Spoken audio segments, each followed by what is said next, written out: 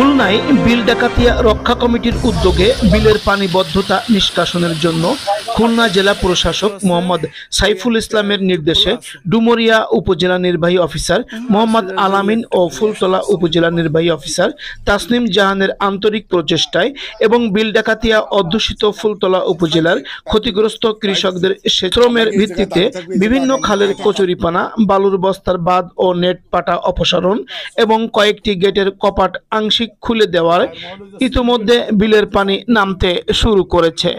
সকল খাল ও গেট পরিদর্শন শেষে বিষয়টি ব্রিফ করছেন বিল ডাকাতিয়া রক্ষা কমিটির সমন্বয়ক মোহাম্মদ ফিরোজ মোড়ল।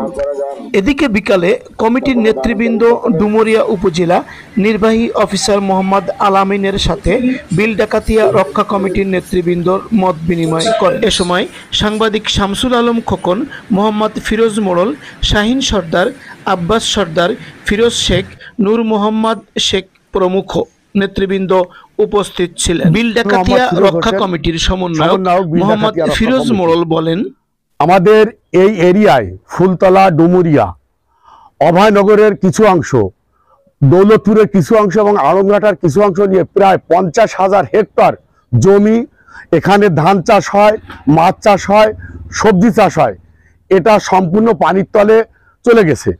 আমরা চাষিরা, সাধারণ চাষিরা অনেক ক্ষতিগ্রস্ত এবং আমাদের এই অবস্থায় আমাদের 50,000 হেক্টর জমির সমস্ত ব্যবসা বাণিজ্য একেবারে বন্ধ হয়ে যায়। ইতিমধ্যে পানি উন্নয়ন বোর্ড, টিওনো মহোদয়, ফুলতলা টিওনো মহোদয়, ডুমুরিয়া টিওনো মহোদয় এবং ডিসি মহোদয়ের সমন্বয়ে আমরা ইতিমধ্যে সলুয়া গেটের অবদার বাঁধ থেকে 1 নম্বর, 2 নম্বর এবং 3 নম্বর গেট খুলে গত বৃহস্পতিবারে আমরা এই গেট 3টে খোলা হয় এবং প্রায় আংশিক খোলা হয়। এখানে আমরা ফুলতলা উপজেলা থেকে ওই বৃহস্পতিবার আমরা প্রায় 700-800 লোক স্বেচ্ছাশ্রমে বিভিন্ন খালগুলো পরিষ্কার করি। এখন আমরা যে যে সমস্যার সম্মুখীন আবার দেখতেছি, আজকে রবিবার আমরা এই স্থানগুলো পরিদর্শন করি।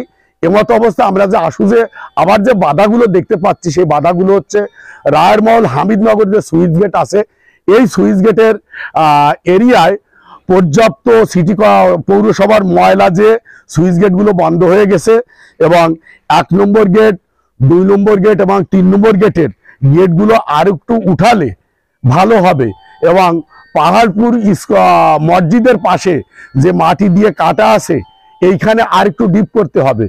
এই অবস্থায় থাকলে কালীপালের সেরা যেখানে আমরা পূর্বে কাটছিলাম, সেখানে পানি, এখানে স্থানীয় ঘের চাষিদের সঙ্গে আলাপ করে দেখা যায় সেখানে আরো বেশি ডিপ করার প্রয়োজন, সেখান থেকে পানি কম যাচ্ছে, এখানে স্থানীয় চাষিদের সঙ্গে শুনে একটা দেখা যায়। এমতো অবস্থায় আমরা চাই প্রশাসন আমাদের আরো একটু সহযোগিতা করে তাদেরও এই পাশের লতার বিলের লোকজনও বাসুক এবং বিল ডাকাতিয়া, অভয়নগর, ডুমুরিয়া, দৌলতপুর এরা যারা আছে প্রত্যেকে যেন এই সমস্যার সমাধান পায় এবং মুক্তি পায়, বিল পাবলার এরা লোকজন যেন মুক্তি পায়। M news Bangla.